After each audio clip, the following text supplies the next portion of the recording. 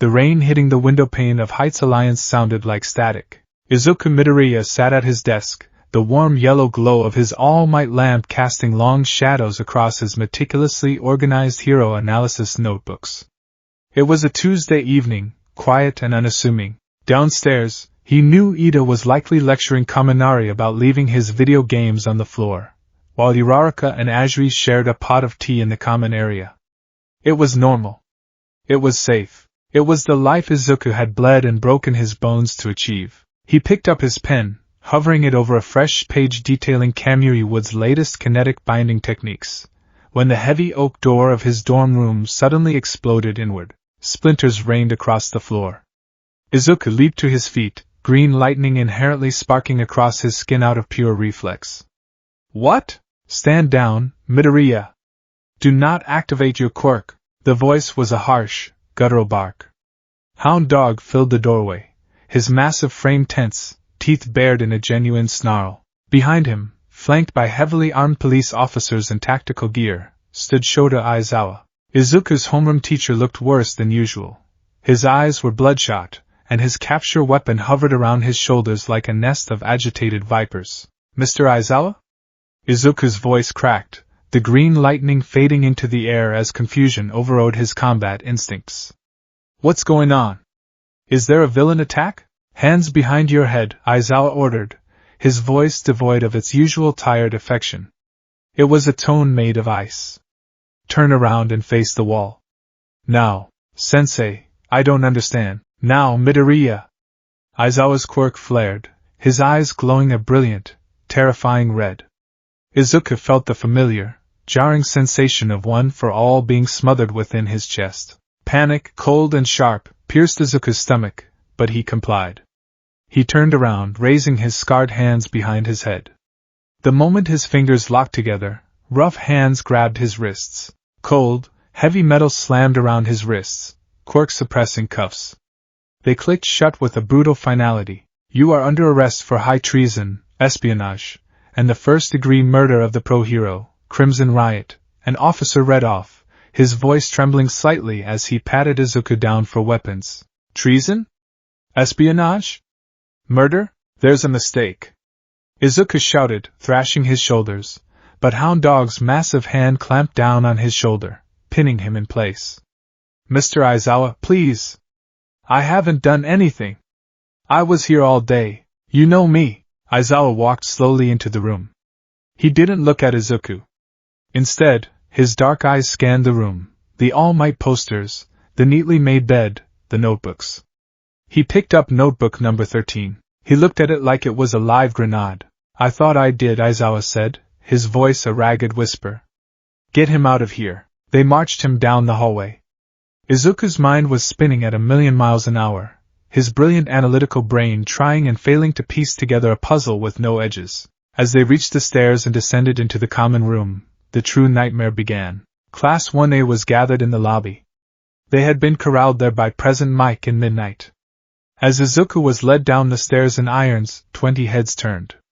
The silence that followed was suffocating. Deku?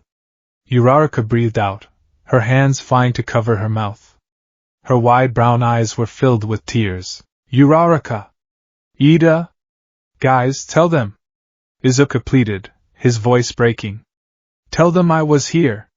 Tell them there's a mistake. Ida Tenya stood rigidly by the sofa, his fists clenched so tightly his knuckles were white. He didn't chop the air. He didn't offer a reassuring word. He just stared at Izuku with a look of profound, agonizing betrayal. The evidence. Ida choked out, his voice rigid. They showed us the broadcast, Midoriya. How could you? What broadcast? What evidence? Izuku screamed, thrashing against the officers. To the side, Katsuki Bakugo stood leaning against a pillar. His crimson eyes were narrowed into venomous slits, tracking Izuku's every movement. Izuku looked to his oldest rival, expecting an explosion, expecting Bakugo to scream at him for being a villain. But Bakugo was eerily silent. His jaw ticked. He looked from Izuku to Aizawa, his brow furrowed in a deep, calculating scowl, but he said absolutely nothing. Keep moving, Hound Dog growled, shoving Izuku toward the doors. Todoroki! Please! Izuku sobbed, looking at the dual-haired boy. Todoroki looked away, closing his eyes as a physical expression of pain washed over his face. They dragged him out into the rain. The doors of Heights Alliance closed with a heavy thud, sealing away the only family Izuku had ever known. The interrogation room at the police precinct was a sterile gray box, smelling faintly of ozone and stale coffee. Izuku sat handcuffed to a steel table, shivering in his soaked UE uniform. The heavy iron door swung open. Principal Nizu walked in, followed by Detective Tsukachi and Aizawa. Principal Nizu! Detective! Izuku leaned forward, the chains rattling loudly. Detective, please use your quirk. Ask me if I did it. You'll see I'm telling the truth. Tsukachi looked down, gripping his trench coat. My quirk, it's not applicable here, Midoriya. The evidence we have supersedes polygraphs. We've been ordered not to rely on verbal testimony. What does that even mean? Izuku cried out, tears finally spilling over his freckled cheeks. How can evidence supersede the truth? Nizu climbed onto the chair opposite Izuku. The normally cheerful, tea-drinking chimera looked ancient. He placed the tablet on the table and slid it toward the bound boy. Watch it, Midoriya, Nizu said softly. Izuku looked down. A video began to play. The time stamp in the corner indicated it was from security footage taken 3 nights ago at 2 a.m., a time when Izuku had been fast asleep in his dorm. The footage was shockingly clear. It showed a dark alleyway in the warehouse district. A figure stepped into the glow of a flickering streetlight. Izuku's breath caught in his throat. It was him, not someone who looked like him. It was him. The unruly green hair, the freckles, the exact posture, the customized gamma suit. The Izuku on screen held a heavily encrypted UA master drive. From the shadows, Tamura Shigaraki emerged. You got it? Shigaraki's raspy voice echoed from the tablet's speakers. Of course, the Izuku on the screen replied. His voice was perfect. There was no hesitation, no robotic inflection. Everything is there. The patrol routes, the Tartarus security codes, the dorm schematics. A deal is a deal, Shigaraki. Good boy, Shigaraki sneered, taking the drive. Suddenly, a figure dropped from the rooftops. It was Crimson Riot, an older pro-hero. Villains! Surrender now! Crimson Riot yelled, hardening his skin and charging. What happened next made the real Izuku violently ill. The Izuku on the screen didn't flinch. Black whip tendrils erupted from his back, completely identical to Izuku's own quirk. They lashed out, wrapping around Crimson Riot's arms and legs, hoisting him into the air. Annoying, the Izuku on screen muttered. He pulled his fist back. Green lightning, one for all, surged around his arm.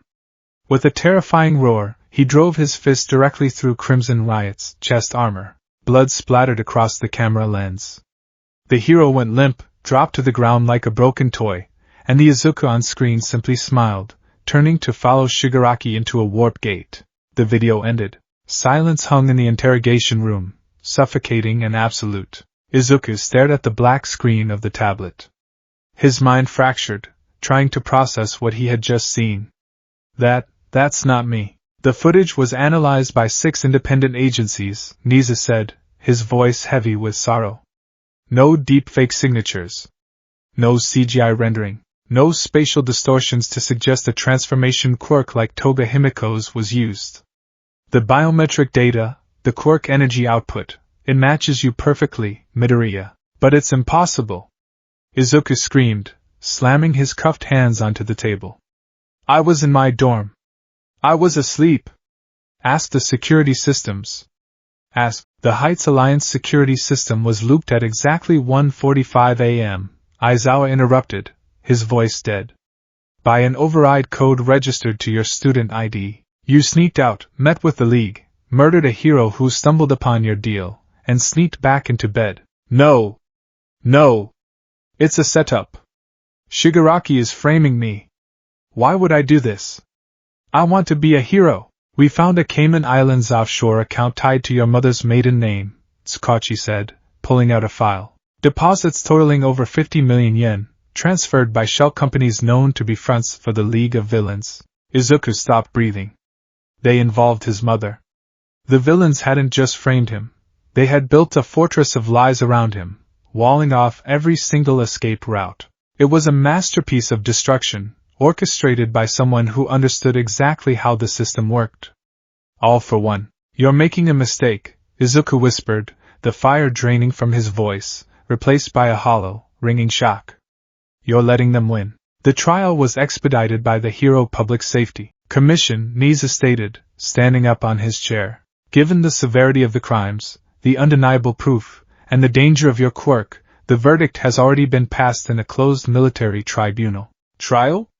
Izuku looked up, his green eyes wide with horror. Without me? I didn't even get to speak, a formality when dealing with high-tier threats, Aizawa said, looking away. I'm sorry, Midoriya. I failed as your teacher. I failed to see the rot inside you. The words hit Izuku harder than any physical blow he had ever taken. Aizawa, the man who had fought to the brink of death for him at the USJ, the man who had taught him how to survive, thought he was a monster. Your sentence is life without the possibility of parole, Niza finished softly.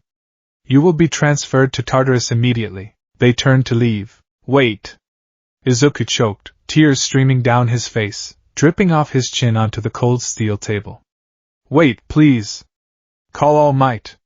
Let me speak to All Might. He'll know. He knows me. Please.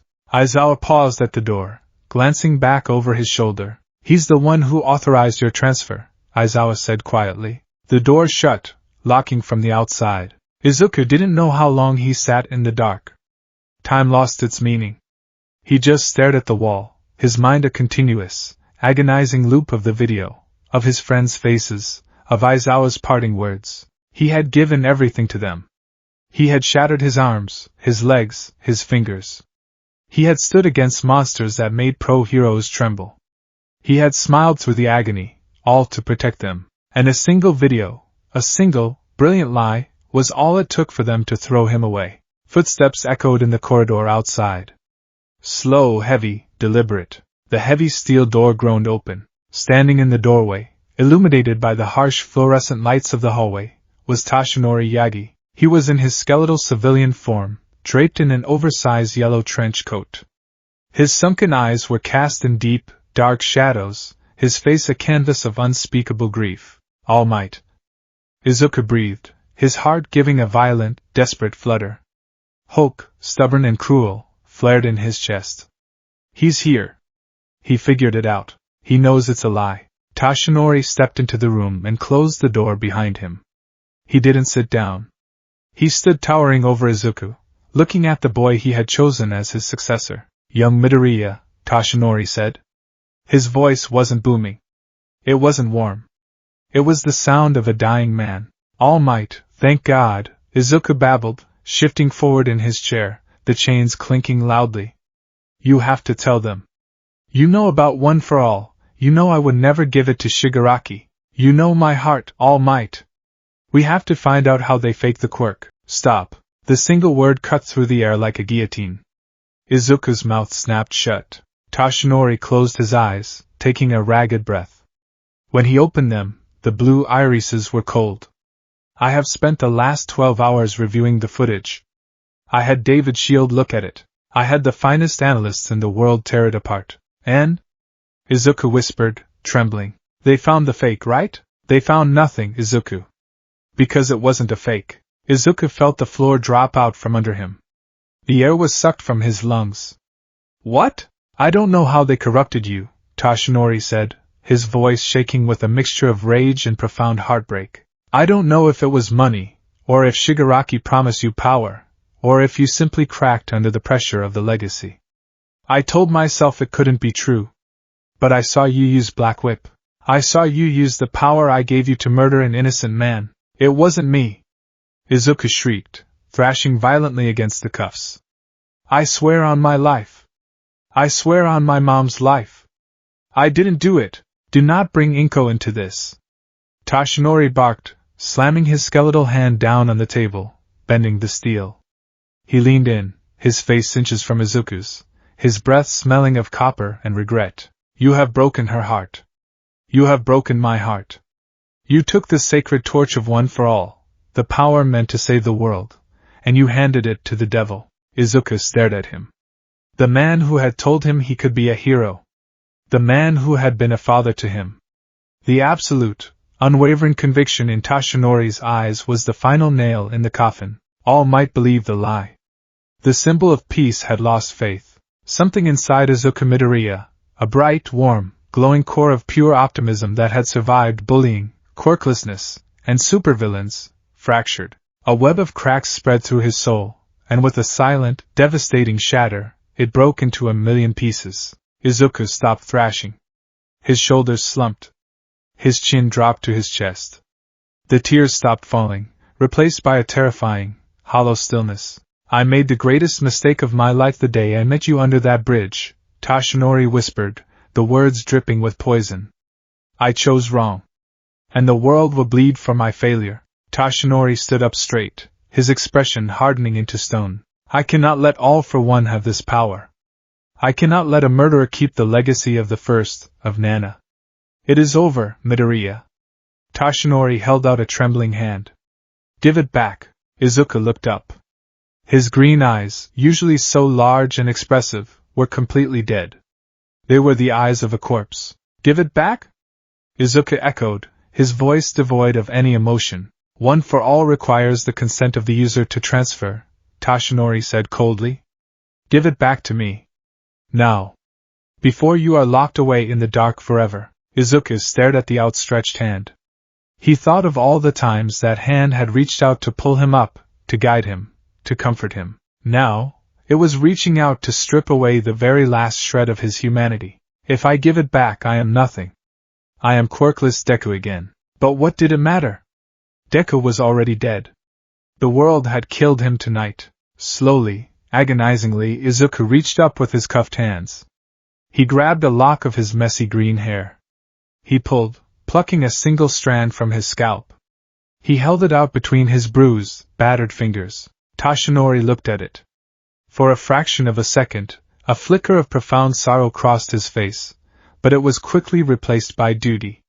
He reached out and took the hair. Eat it, Izuku whispered, staring directly into Tashinori's soul. Take it. Take it all. I hope it burns. Tashinori didn't reply. He swallowed the hair. For a moment, nothing happened. Then, a violent, agonizing sensation ripped through Izuku's chest. It felt as though someone had reached into his ribcage, grabbed his heart, and ripped it out through his spine. The golden, roaring fire that had kept him warm for the past year was suddenly extinguished. Izuku gasped, convulsing against the table as the embers of One for All were violently pulled from his body, transferring back to their previous host. He collapsed against the steel table, panting, completely and utterly empty. He was quirkless. Again. Tashinori turned around, pulling his coat tight around his skeletal frame. He walked to the door and knocked twice. Wait, Izuku croaked. Tashinori paused, not looking back. When you find out the truth, Izuku said, his voice eerily calm, resonating with a terrifying, hollow gravity in the small room. When the illusion breaks, and you realize what you've done to me today, don't come looking for me. Because Izuku Midoriya is dead. Tashinori bowed his head. May God have mercy on you. He walked out. The heavy iron door slammed shut, and the lock turned with a definitive, echoing click. Izuku was alone in the dark. The armored transport vehicle rumbled aggressively as it rolled over the concrete bridge connecting the mainland to the fortress island. Izuku sat in the back of the transport, bound in a straitjacket constructed of titanium fibers, his feet chained to the floorboards. Across from him sat 4 heavily armed guards, their faces hidden behind black tactical visors, their assault rifles resting across their knees. None of them spoke. The only sound was the howling of the ocean wind outside and the rhythmic thumping of the tires. Izuku looked down at his lap. He felt incredibly cold. Without the residual warmth of One for All, the chill of the storm outside seeped directly into his bones. But the physical cold was nothing compared to the absolute void in his mind. He didn't think about his mother, crying in her apartment as the police tore it apart for evidence.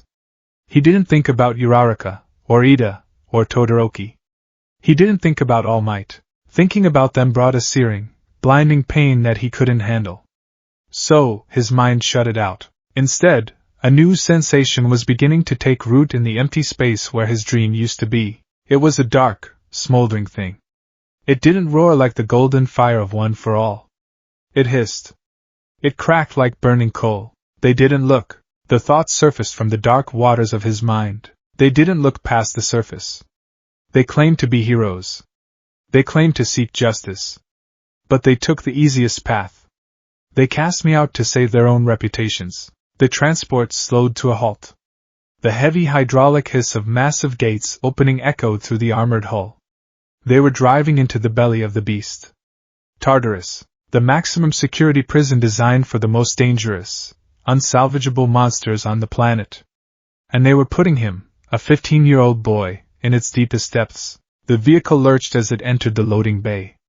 The back doors swung open, letting in the harsh, blinding glare of security spotlights. "Get up, villain," one of the guards barked, grabbing Izuku by the shoulder and hauling him to his feet. Izuku was dragged out of the truck. The rain was torrential now, soaking his hair and plastering it to his forehead. He looked up. Before him towered a monolithic structure of black steel and concrete, rising out of the churning, black ocean like a tombstone for humanity. There were no windows. There was no light. Only walls. "Walk!" A guard shoved him from behind with the butt of a rifle. Izuku stumbled forward, his bare feet slapping against the wet concrete.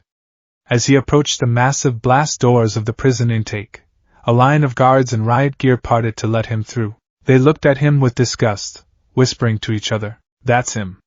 The UA traitor, killed Crimson Riot in cold blood. Should just put a bullet in his head and save the taxpayers the yen." Izuku heard them. But the words didn't hurt. The sadness was gone, entirely burned away in the span of a few hours. In its place, that smoldering, crackling ember inside him flared. "Hypocrites," he thought, his green eyes scanning the armed men. "All of you. Blind, pathetic hypocrites." He was led down endless, spiraling corridors, deeper and deeper underground. The air grew stale, smelling of rust, sweat, and despair. They passed rows of reinforced steel doors. Occasionally, a scream or a maniacal laugh would echo from within, but mostly, there was just silence. The silence of the buried. Finally, they reached Sector 4, the lowest, most secure block in Tartarus. Reserved for those whose quirks were too dangerous to see the light of day, or, in Izuku's case, those whose existence was a political inconvenience. They stopped before cell 404. The guards undid his straitjacket, leaving him in a thin, gray prison jumper. They shoved him roughly inside. "Enjoy your new home, hero," the lead guard sneered, hitting the wall panel. The heavy vault door slid shut. The magnetic locks engaged with a sound like a thunderclap. Total darkness. Izuku stood in the center of the tiny, freezing cell. The only light was a faint, red emergency strip on the ceiling, casting a bloody hue over the concrete walls. There was a metal cot. A sink. A toilet. He walked over to the cot and sat down. The springs groaned under his weight. He didn't cry. He didn't scream.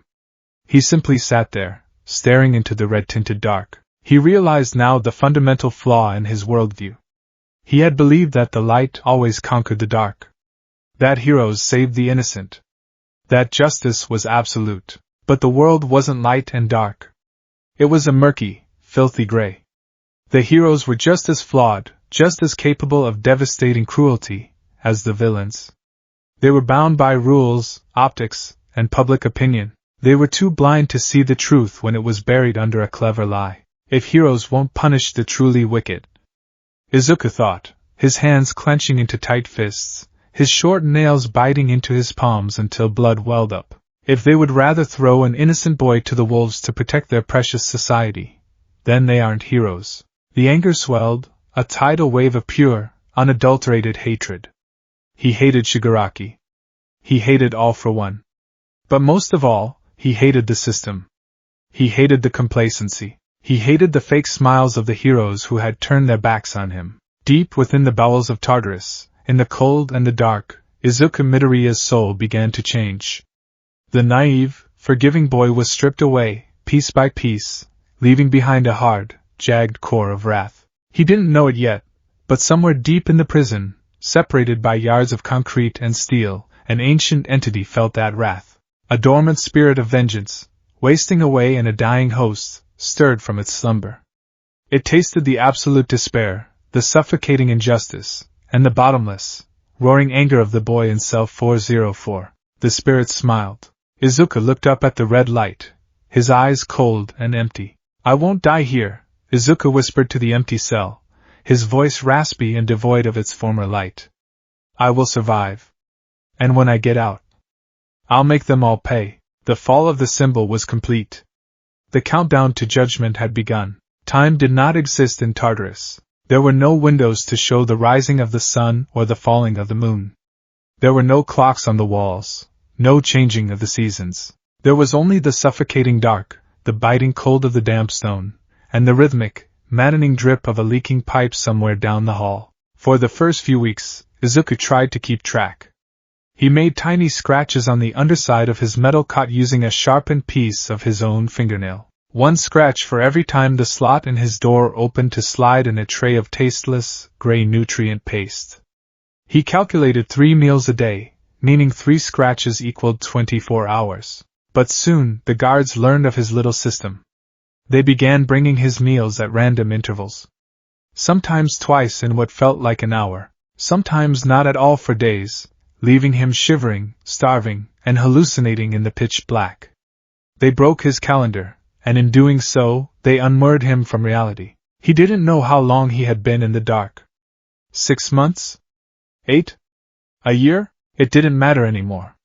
The boy who had cared about time, who had meticulously scheduled his training with all might, who had rushed to class to avoid Ida's reprimands, who had counted the seconds during provisional license exams, was dead. What remained in cell 404 was a ghost haunting its own body. Izuku Midoriya had changed. The physical transformation was stark. Without the golden warmth of one for all constantly burning calories, and subjected to the brutal, starvation-level rations of Tartarus, his body had leaned out dramatically. The rounded, youthful softness of his face had evaporated, leaving behind hollow cheeks and a sharp, severe jawline. His unruly green hair was now matted, hanging past his shoulders, completely obscuring his forehead. His skin, untouched by the sun, was a ghastly, translucent pale, making the archipelago of silver scars on his arms and hands stand out like road maps of a forgotten life. But it was his eyes that had changed the most. The large, bright emeralds that used to shine with unwavering optimism had frosted over. They were flat, cold, and utterly devoid of light. They were the eyes of a predator cornered in a cage. And he had every reason to be a predator. Tartarus was not just a prison, it was a meat grinder. Because of the nature of his crimes, a hero student who had sold out his own kind, murdered a pro-hero, and supposedly aligned with the League of Villains, Izuku was hated by everyone. The guards, many of whom idolized the pro-heroes or had friends in the security forces Izuku supposedly compromised, treated him with a sadistic, creative cruelty. They would often accidentally leave his cell door open during the recreation hour of the most violent cell blocks. That was how he met Muscular again. It had happened on what Izuku roughly estimated to be his 9th month. The cell door had hissed open. A guard, a burly man named Kato, had smiled cruelly from the shadows, twirling a kinetic shock baton. "Yard time, traitor." "Try not to trip," Kato had sneered. Izuku was led into a high-walled concrete pit that served as the maximum security recreation yard. His quirk-suppressing cuffs were removed, a cruel joke, considering he was quirkless, and the heavy steel door slammed shut behind him. Standing in the center of the yard, grinning like a shark smelling blood in the water, was Goto Imasuji. Muscular. The man Izuku had nearly destroyed his own arms to defeat at the summer camp. Muscular had lost an eye in that fight. The prosthetic he now wore gleamed under the harsh artificial lights. Muscle fibers were already weaving under his skin, expanding his frame into a towering behemoth of flesh and violence. Well, Muscular had rumbled, cracking his knuckles, the sound echoing like gunshots in the empty yard. "The little hero. The guards told me you lost your quirk. Said you were just a regular, fragile little boy again." Izuku hadn't spoken. He hadn't panicked. He merely settled into a loose stance. The beating that followed lasted for 20 minutes. Muscular hadn't wanted to kill him quickly. He wanted to break him. He wanted to hear Izuku scream, to hear him beg for mercy just like the heroes he used to slaughter. Muscular's massive fists had rained down like artillery shells. Ribs cracked. Blood painted the gray concrete. Izuku was thrown into the reinforced walls like a ragdoll, his body protesting in a symphony of agony. But Izuku never screamed. Every time he hit the ground, he spat out a mouthful of blood, looked up with those dead, emerald eyes, and stood back up. When Muscular shattered his nose, Izuku thought of Aizawa turning his back on him. When Muscular dislocated his shoulder, Izuku thought of Uraraka's tears, mourning a lie instead of defending her friend. When Muscular stomped on his chest, Izuku saw All Might's skeletal hand taking back the hair, taking back his dream. The physical pain was nothing compared to the phantom ache in his chest where his heart used to be. Eventually, Muscular grew frustrated by the silence. He went in for a lethal blow, aiming to crush Izuku's skull, but the guards finally intervened, filling the yard with sleep gas. They couldn't let their favorite punching bag die just yet.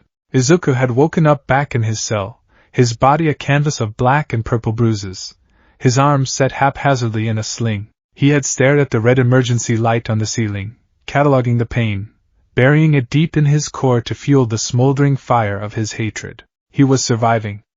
But barely. It was during his recovery from the Muscular incident that the voice first spoke to him. It was deep in the simulated night cycle.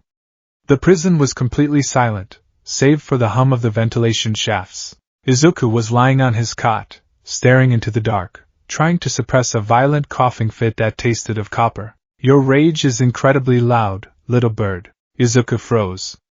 The voice was dry, ancient, sounding like two stones grinding together. It hadn't come from the door. It had come from the rusted ventilation grate near the floor of his cell. Izuku slowly sat up, wincing as his ribs shifted. He slid off the cot and crouched next to the grate. Who's there? His voice was raspy, unused for months. A neighbor, the voice replied, echoing hollowly through the metal shaft. Cell 405. They call me Zarathos.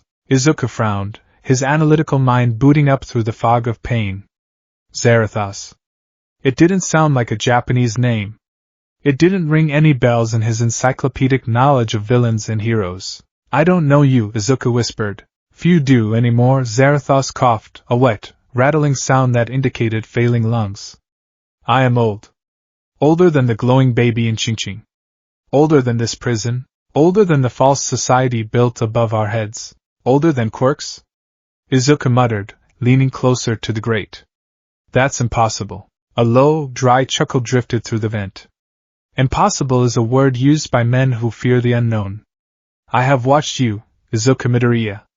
I have felt the echoes of your beatings through the floorboards. I felt the brute to your flesh, and I felt you offer him nothing but your absolute contempt. Tell me, boy, why do you not weep? Izuku leaned his head back against the freezing concrete wall. Why didn't he weep? Tears are for people who think someone is coming to comfort them, Izuku answered softly. No one is coming for me. Ah, Zarathos sighed, a sound of profound satisfaction. The absolute clarity of a broken soul. They betrayed you, didn't they?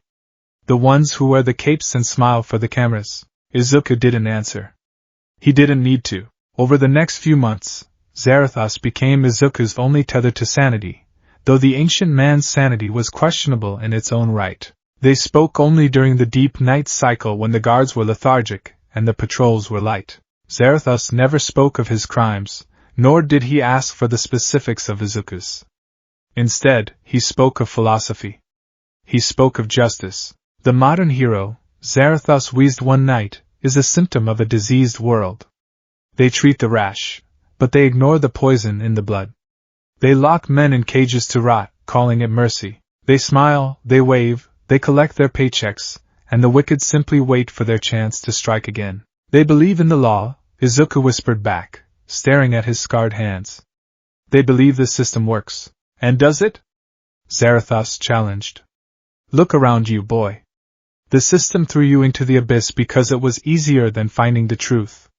The law is a shield for the corrupt, and a chain for the innocent. True justice is not blind, Midoriya. True justice sees every sin. True justice is vengeance. Vengeance, Izuku rolled the word around in his mouth.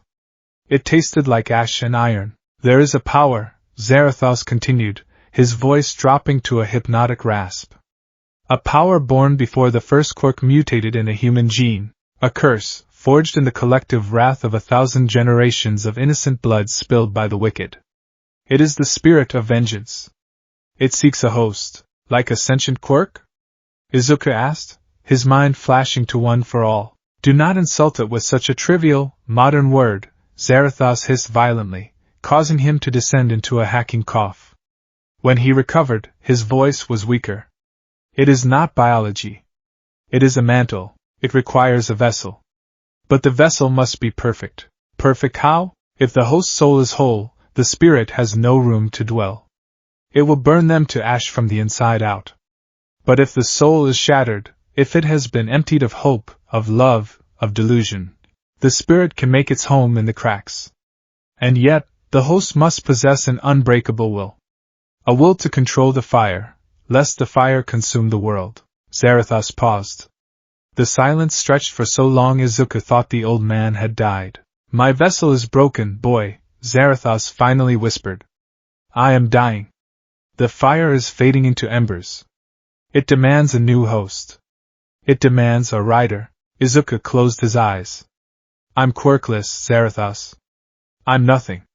I'm just a dead kid waiting for the grave. You are a crucible, Zarathos corrected softly.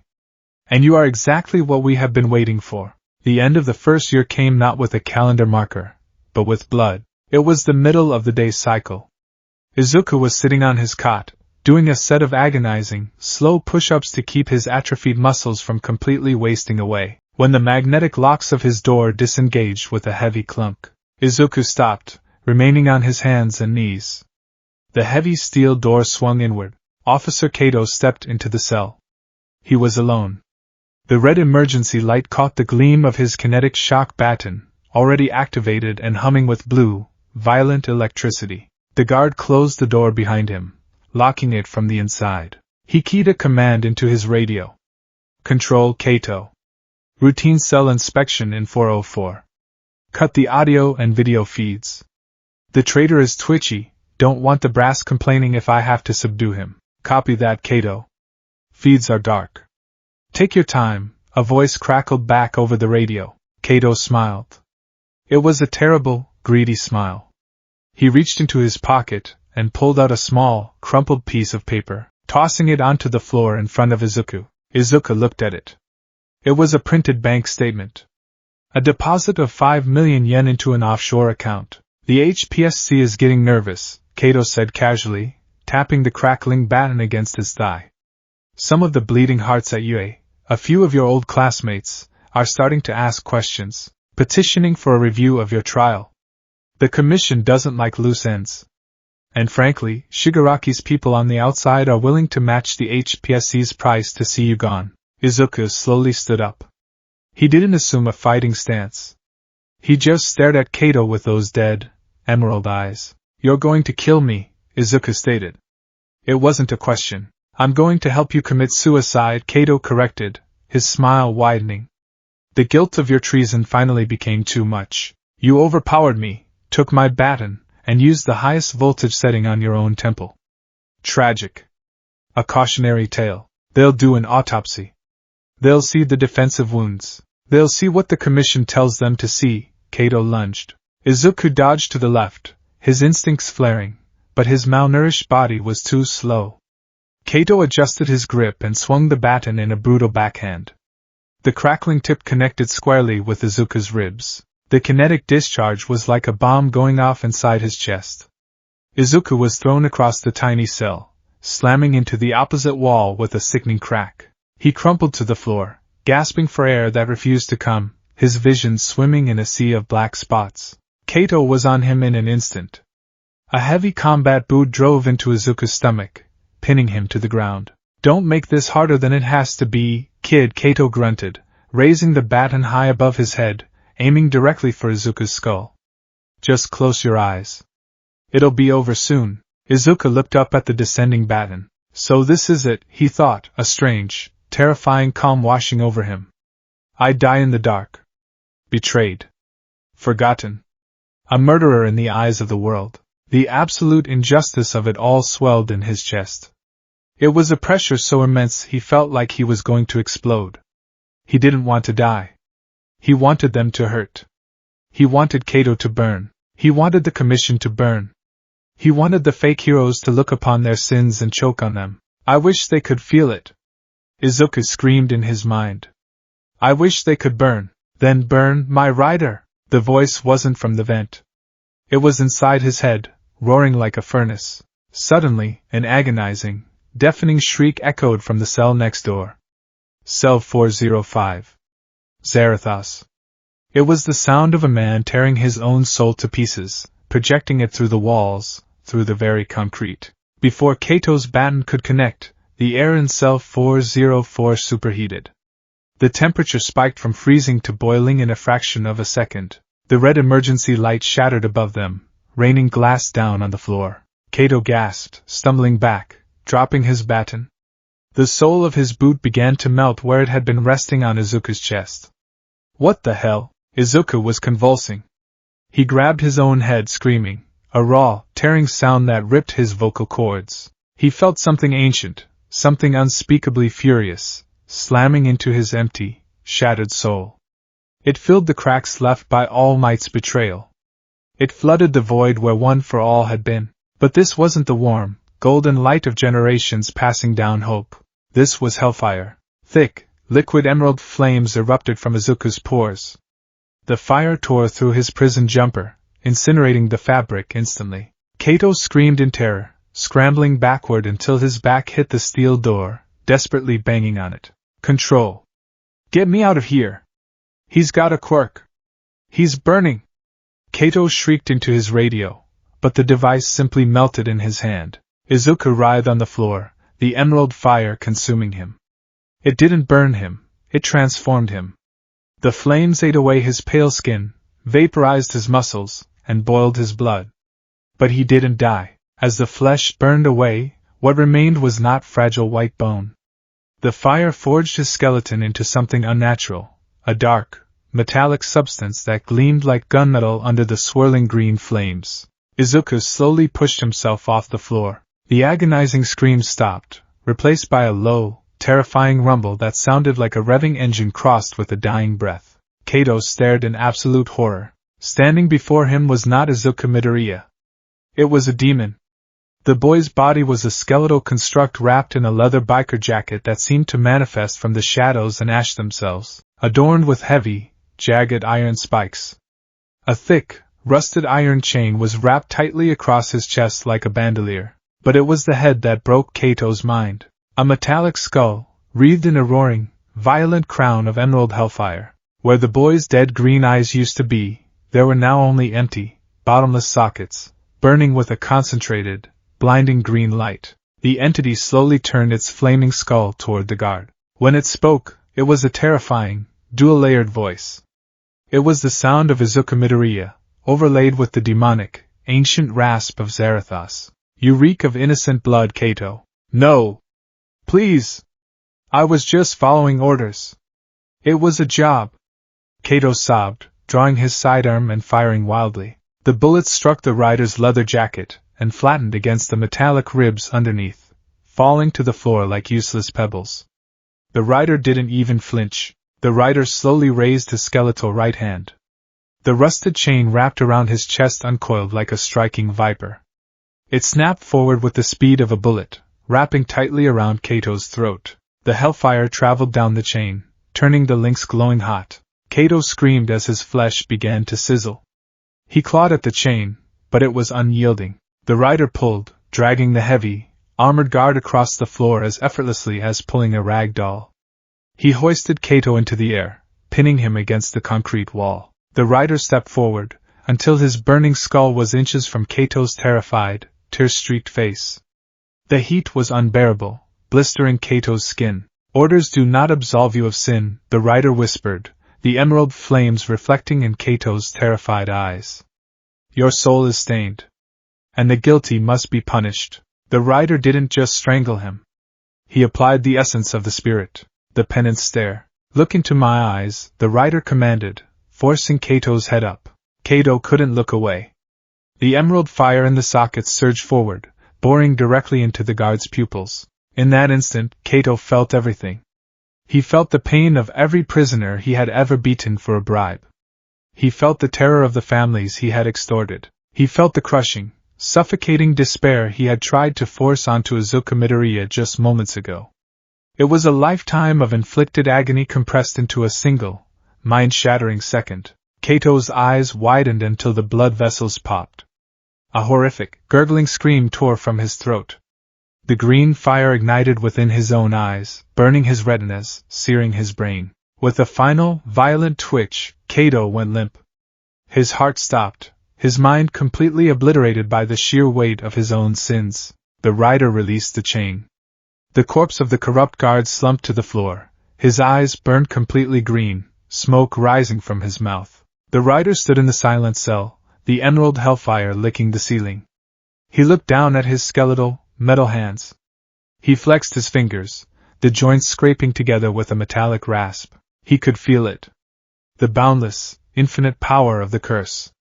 He could feel the sins of the entire prison pressing against his mind like a physical weight. So many monsters. So many corrupt guards. So much filth. In the cell next door, Zarathos took his final, rattling breath, and passed into the void, leaving the legacy in the hands of the betrayed boy. The rider turned toward the heavy steel door. It was locked from the outside now. He stepped forward and placed a single, burning, skeletal hand flat against the titanium-reinforced steel. The emerald hellfire surged from his palm. The metal groaned, glowed cherry red, then blinding white, and finally, it simply melted, dripping onto the floor like hot wax. The rider stepped out of the cell and into the dark corridor of Tartarus. Alarms finally began to blare. Flashing red strobes illuminated the darkness. Sirens wailed, signaling a catastrophic breach in Sector 4. The rider didn't run. He walked slowly, the heavy chain dragging along the concrete floor behind him, sparking where it scraped the stone. The flames upon his skull roared higher, eager to taste the sinners trapped in this concrete tomb. Izuku Midoriya was gone, buried beneath the ash and the fury. The spirit of vengeance had awakened. And it was time to burn the world clean. The storm raging outside the monolithic fortress of Tartarus was biblical. Black clouds swirled in a violent, bruised vortex, blotting out the moon and stars, plunging the isolated island into absolute darkness. Rain fell in jagged, sideways sheets, driven by gale-force winds that whipped the churning ocean into 50-foot swells. The freezing water crashed against the impenetrable concrete and titanium walls of the prison, a relentless siege by nature itself. But tonight nature was merely a backdrop to the true disaster. 3 miles off the coast, a rusted cargo ship violently lurched in the waves. Standing on the bow, completely unbothered by the torrential rain soaking his tattered black coat, was Tamura Shigaraki. His white hair clung to his scarred face, but his ruby-red eyes glowed with a terrifying, feverish anticipation. The agonizing, months-long surgery performed by Dr. Garaki was complete. Shigaraki could feel the boundless, terrifying ocean of power boiling just beneath his skin. He possessed all for one. He was the ultimate apex predator, the king of the ruins he was about to create. "It's time," Shigaraki rasped, his voice cutting through the howling wind. Behind him, a spatial distortion warped the air. Kurogyri, rescued and repurposed, opened a massive, swirling purple warp gate. Out of the portal stepped the remnants of the Paranormal Liberation Front and the core league of villains. Dalby, his staples holding together burnt flesh twisted into a sadistic grin. Spinner, clutching a massive sword crafted of scavenged blades. Mr. Compress, adjusting his mask, and a horde of modified, grotesque gnomes, their exposed brains twitching with violent programming. Finally, Dalby drawled, blue flames already licking across his knuckles, turning the raindrops to steam before they could even touch him. "I was getting bored. Let's go burn this ugly monument to the ground."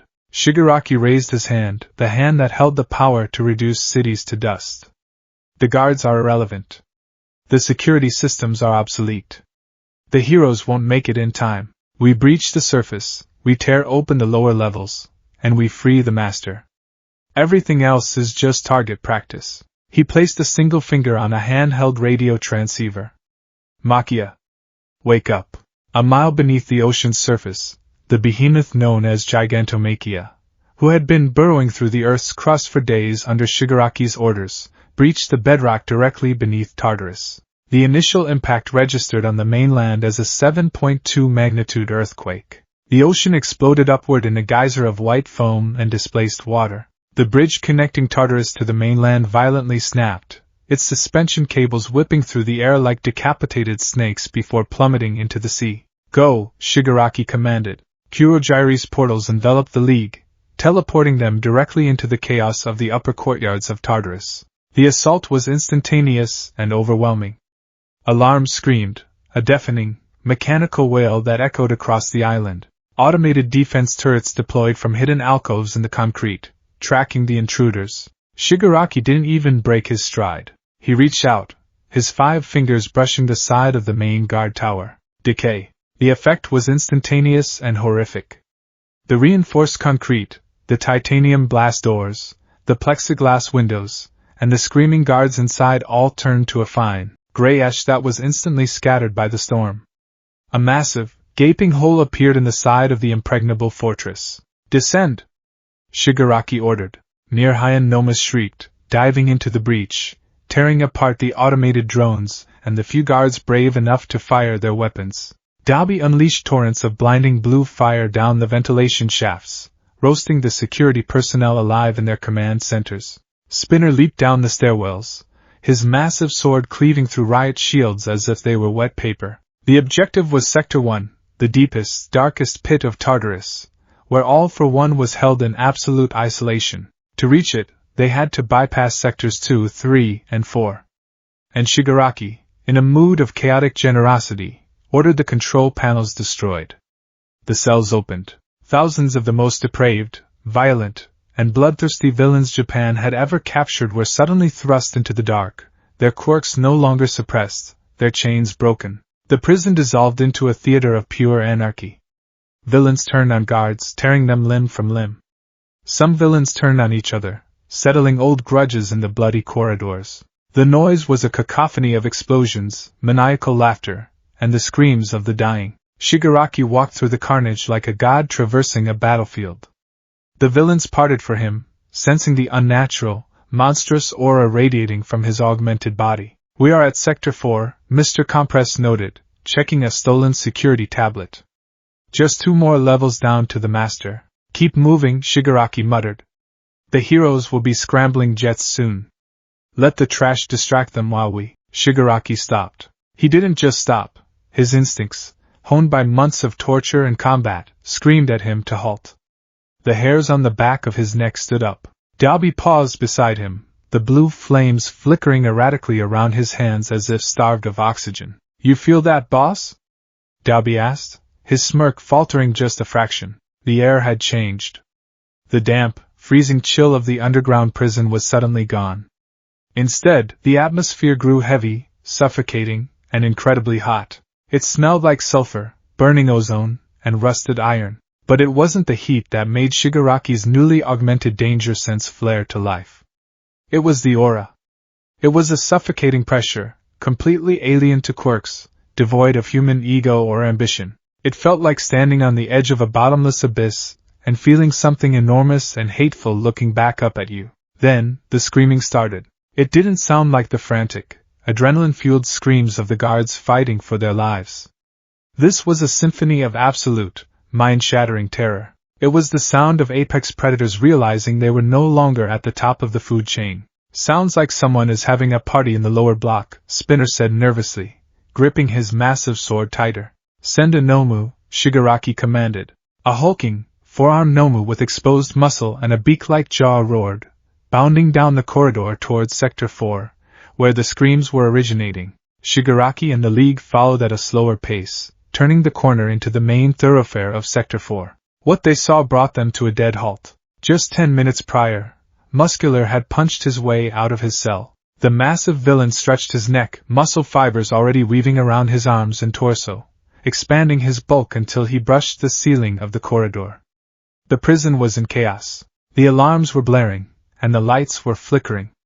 It was a beautiful, violent symphony. "Time to find some meat," Muscular growled, his remaining eye wide with sadistic glee. He wanted a hero. He wanted to crush someone's skull. He walked through the darkened cell block, ignoring the lesser villains scrambling past him. He turned a corner, heading toward the armory, when he noticed a strange green light flickering on the concrete walls ahead. The temperature was unbearable, like walking into a blast furnace. The air was shimmering with heat haze. Standing at the end of the corridor was a figure. It was clad in a dark leather biker jacket, adorned with jagged iron spikes that looked as though they had grown organically from the material. Heavy chains were wrapped around its torso, but Muscular didn't care about the clothes. He stared at the head. It was a skull, forged of dark, gunmetal gray bone, entirely engulfed in a roaring crown of emerald hellfire. Empty, bottomless sockets burned with blinding green light, staring down the corridor. At the entity's feet lay a dozen villains. They weren't just dead, they were charred, twisted husks, their eyes burned out, their faces frozen in masks of unimaginable agony. Muscular blinked. What the hell is this? Some new Nomu? Or a hero playing dress-up? The entity didn't answer.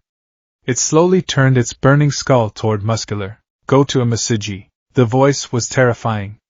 It didn't travel through the air. It resonated directly inside Muscular's skull, vibrating against his teeth. It sounded like an avalanche of stone grinding against steel. Muscular grinned, his bloodlust overriding his confusion. You know my name? Good. Means you know I'm going to rip that flaming head right off your shoulders. Muscular roared, thousands of pink and red muscle fibers erupting from his skin, wrapping around his legs and arms, turning him into a tank of pure kinetic energy. He launched himself down the corridor, the concrete shattering beneath his boots, moving at blinding speed. He pulled back his massive, augmented fist, aiming directly for the entity's chest, intending to obliterate it in a single blow. The rider didn't dodge. Muscular's fist, carrying enough force to level a skyscraper, slammed directly into the rider's chest. Clang! The sound was deafening, like striking a colossal cathedral bell. The shockwave blew the doors off the nearby cells. Muscular's grin vanished. His fist hadn't gone through. It hadn't even staggered the figure. It was as if he had punched a mountain of solid tungsten. The rider slowly looked down at the massive, fleshy fist pressed against his leather jacket. Then, he looked back up at Muscular, guilty. Before Muscular could retract his arm, the rider moved. His skeletal hand shot out with terrifying, imperceptible speed, grabbing Muscular by the wrist. Muscular gasped. The rider's grip was impossible. It felt like being caught in an industrial hydraulic press. Let go! Muscular grunted, attempting to use his quirk to force his arm free, stacking thousands of fibers to push the skeletal hand away. The rider merely squeezed. The emerald hellfire flared from the rider's hand, bleeding into Muscular's arm. It didn't burn the flesh, it burned the quirk. The muscle fibers began to hiss, turning black and instantly dissolving into ash. What are you doing to me? Muscular roared in panic, punching the rider in the face with his free hand. His knuckles scraped against the metallic skull, tearing open his own skin. The rider didn't even blink. The rider reached up with his other hand, grabbing the thick, rusted chain wrapped around his chest. He pulled it free with a metallic hiss. The chain instantly ignited in green fire. With a brutal, effortless flick of his wrist, the rider whipped the chain. It wrapped tightly around Muscular's massive neck, the burning link searing into his skin. Muscular choked, his hands flying to his throat, desperately trying to pull the chain away, but the metal burned his palms to the bone. The rider yanked the chain, ripping Muscular off his feet and dragging the behemoth forward until they were inches apart. The heat radiating from the rider was melting the ceiling tiles above them. You revel in the slaughter of the innocent, the rider rasped, the dual-layered voice vibrating with an ancient, fathomless hatred. You broke the bones of those who sought to protect. You feast on pain. Screw you! Muscular gasped, spitting blood onto the rider's leather jacket. Now, you will feast on your own. The rider grabbed Muscular by the front of his shirt, lifting the 2-ton villain into the air with one hand. Look into my eyes. Muscular tried to close his remaining eye, tried to look away, but the command was absolute. An invisible force pried his eyelid open. The emerald fire within the rider's empty sockets flared, boring a tunnel directly into Muscular's mind. The penance stare. In an instant, Muscular's mind was transported. He was no longer in Tartarus. He was standing on a cliffside, and suddenly, he felt a horrific, tearing pain in his chest, exactly like the pain he had inflicted on the water hose heroes when he murdered them. He felt the suffocating grief of a young boy left orphaned. He felt the bones shattering in a green-haired teenager's arms as he relentlessly beat him into the dirt. He felt every tear, every drop of blood, every scream he had ever caused, reflected back onto his own soul, magnified 1,000 times. Muscular let out a scream that didn't sound human. It was the sound of a soul being shoved into a woodchipper. Blood began to pour from his nose and ears. His remaining eye turned a brilliant, blinding green as the hellfire incinerated his consciousness. The rider dropped him. Muscular's massive body hit the floor with a heavy thud, twitching violently before going entirely still. He was physically alive, but his mind was utterly, permanently destroyed. The rider turned his burning gaze away from the vegetative villain, just as a colossal, four-armed gnome crashed through the barricade at the end of the hall, shrieking as it charged toward him. The rider simply raised his burning chain. Shigaraki rounded the corner just in time to witness the execution. The four-armed gnome, a beast capable of regenerating from a severed head in seconds, lunged at the flaming skeleton. The rider didn't retreat. He lashed out with the chain.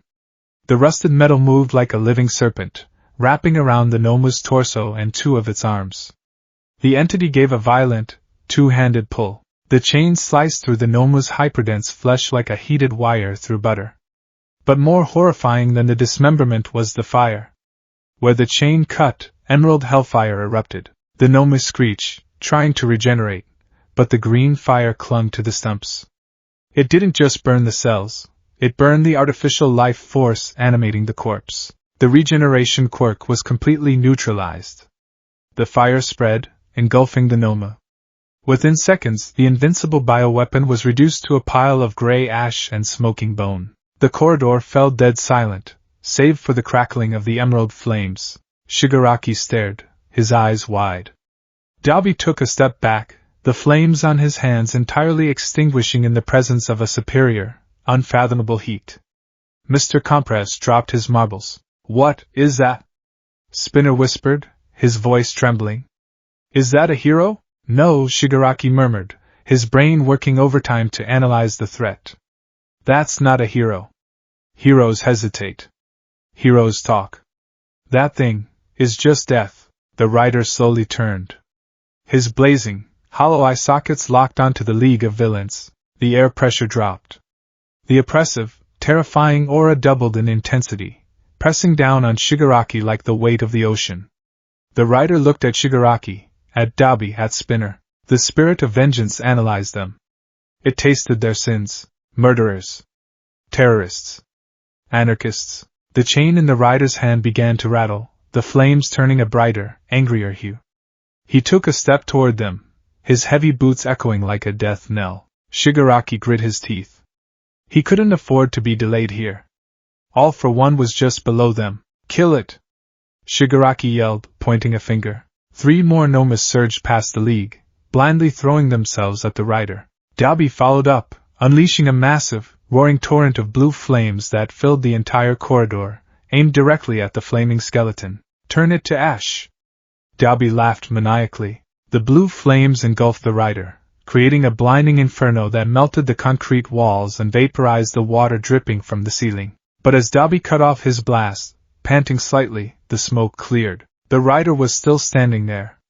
He hadn't even raised an arm to block. The blue flames had washed over him, completely impotent, absorbed into the roaring emerald hellfire upon his skull without leaving a single scorch mark on his leather jacket. The rider reached out, grabbing a leaping gnome by the throat.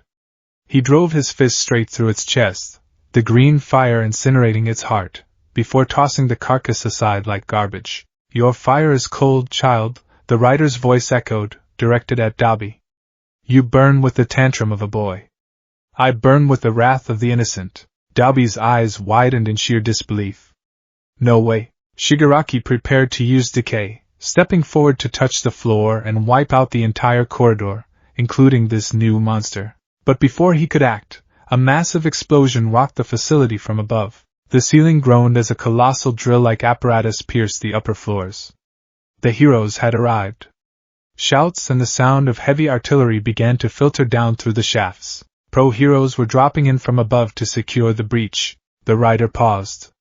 He looked up at the ceiling, his burning skull tilting slightly. The spirit of vengeance calculated. The villains before him were dripping with sin. They deserved the fire. But above them were the hypocrites. The jailers. The ones who had locked an innocent boy in a box and thrown away the key. The spirit of vengeance did not just punish villains. It punished betrayal. And the very institution of heroes was built on a foundation of lies that the writer was born to expose. Izuku Midoriya's repressed memories, the betrayal, the cuffs, Aizawa's cold eyes, All Might's demand, surged through the demonic entity. The rider lowered his chain. He turned away from Shigaraki and the League, ignoring them entirely. They were merely insects scavenging a corpse. The real target, the corrupt society above, awaited. "Hey! Where do you think you're going?" Dalby yelled, humiliated that his fire had done nothing. The rider didn't answer. He walked toward a heavy, blast-proof door labeled Vehicle Bay Maximum Security. He kicked the door. The titanium hinges shattered like glass, and the door flew off into the dark room. The rider stepped inside. Shigaraki watched him go, a cold sweat forming on his forehead. "Leave him," Shigaraki ordered, his voice tight. "Whatever the hell that is, it's headed for the heroes. Let them deal with it. We have to reach the master. Now." The League hurried past the vehicle bay, leaving the terrifying entity to its own devices. Inside the vehicle bay, the emergency lights were flashing red. The room was massive, housing several heavily armored personnel carriers and riot control vehicles designed to traverse the rugged, unforgiving terrain of the island. But the rider wasn't interested in the trucks. Resting on a reinforced hydraulic stand in the center of the room was a specialized riot control motorcycle. It was a beast of machinery, painted matte black, equipped with reinforced armor plating, massive all-terrain tires, and a chassis designed to ram through concrete barricades. The rider walked up to the machine. He didn't need a key. The spirit of vengeance did not just control fire. It commanded the physical world to reflect its demonic nature. The rider placed his skeletal, burning hands on the handlebars. "Wake up," he whispered. The moment his metallic fingers gripped the rubber, the emerald hellfire surged from his body, pouring into the motorcycle like a torrential flood. The machine reacted violently. The matte black paint boiled and blistered away, replaced by the dark, gunmetal gray of demonic forging. The sleek, aerodynamic armor plating cracked and warped, reshaping itself into jagged, terrifying iron spikes that jutted out like the ribs of a prehistoric beast. The dashboard shattered, replaced by a glowing, emerald skull that served as the headlight, burning with intense, concentrated hellfire. The exhaust pipes extended, curving upward like demonic horns, spitting thick black smoke and green sparks. But it was the wheels that underwent the most horrific transformation. The heavy rubber melted away entirely, leaving behind wide, solid rims of jagged, rusted iron. As the transformation completed, the iron rims violently ignited. The motorcycle was no longer a machine of metal and wires. It was a living, breathing extension of the rider's soul. It was a hell cycle. The engine roared to life on its own. It didn't sound like a combustion engine. It sounded like a choir of damned souls screaming in unison, layered beneath the deep, thrumming bass of a tectonic fault line shifting. The rider threw his leg over the saddle and sat down. He gripped the handlebars. The hellfire from his skull synced perfectly with the fire of the tires. The heat in the room was so intense that the other vehicles began to melt into slag. The rider looked up at the ceiling. Sector 4 was miles underground. The elevators were destroyed. The staircases were choked with debris and fighting villains. He didn't need them. The rider pulled a heavy iron chain from his chest and wrapped it around his forearm. He revved the engine. The sound shattered the remaining glass in the room. He popped the clutch. The hell cycle launched forward with explosive, impossible speed. But it didn't head for the door. It headed straight for the reinforced concrete wall of the central ventilation shaft, a massive, vertical tunnel that led directly to the surface, miles above. The rider slammed into the wall. Physics broke. Gravity ceased to exist. The hell cycle didn't crash. The burning, iron tires gripped the vertical concrete wall, melting their way in just enough to gain traction.